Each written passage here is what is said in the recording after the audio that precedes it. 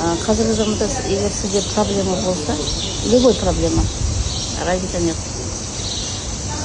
Интернет бар, қолыңызда телефон бар, оқи аласыз. Терапевттер өте көп, біздің Қазақстанда өте мықты қыздар бар. Жаныңыздың қалауы кімді қалап тұр?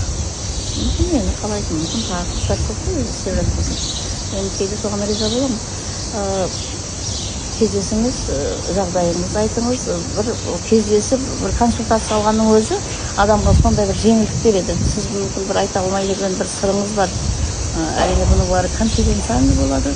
Сырыңыз бар, бір сағаттық консультация береді любой терапевт, психолог, емші деп айтамыз. Емші дегеніміздің қазіргі замандағы несі терапевт қой енді.